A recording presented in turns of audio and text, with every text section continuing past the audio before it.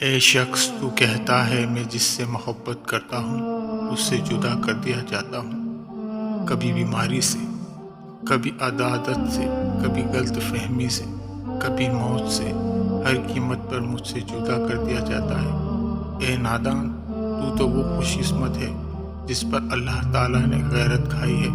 اللہ تجھے اپنے لیے چاہتا ہے اور تو غیروں کا ہونا چاہتا ہے۔ ہوش کر، ایسا ٹوٹا برتن بن جا جس میں سوائے اللہ کے کچھ نہ ٹھہرے۔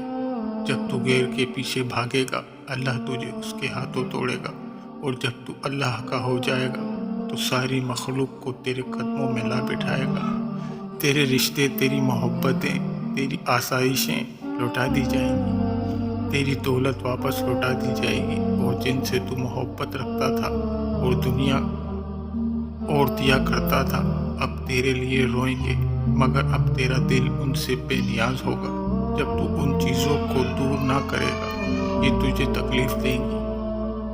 ہر محبت دکھ دیتی ہے سوائے اللہ کی محبت کے۔ ایک اللہ ہی ہے جس پر بھروسہ کرنے سے اندھیرے میں بھی راستہ نکل آتا ہے۔ عبادت وہاں نہیں پہنچاتی جہاں غم پہنچا دیتا ہے۔ جو آنسو ہم بہاتے ہیں وہ ہمارے دلوں کے باغات کو پانی دیتے ہیں۔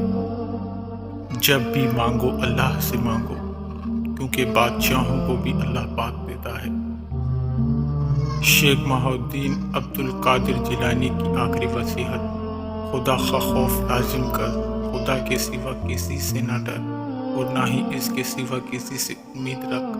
اپنی تمام حاجتیں اللہ ہی کو سونپ، اور اس کے سوا کسی پر بھروسہ نہ کر۔ جو مانگنا ہو اس سے مانگ، اس کے سوا کسی کی مدد پر تکیہ نہ کر۔ اللہ بڑی عزت و جلال والا ہے۔ توحید کو مضبوط پکڑ، توحید کو لازم پکڑ۔ آدھے سے زیادہ کام تو اس وقت ہی ہو جاتا ہے جب آپ کہتے ہیں یا اللہ مدد۔ اللہ اپنے بندے کو آزمائش میں ڈالنے سے پہلے آزمائش میں سے نکلنے کا وسیلہ بناتا ہے۔ انسان غیبی نصرتیں اور مدد تب تک حاصل نہیں کر سکتا جب تک اس کے دل میں غیروں کی ہدایت کی تمنا نہ ہو۔ وقت گزر جاتا ہے اور گزرتا چلا جاتا ہے۔ آج جو غم یا تکلیف ہے کل اس کی جگہ کوئی خوشی لے لے گی۔ غم کے بوجھ تلے خود کو نڈھال نہ کریں، ثابت قدم رہیں، اللہ آسانیاں پیدا کرے گا۔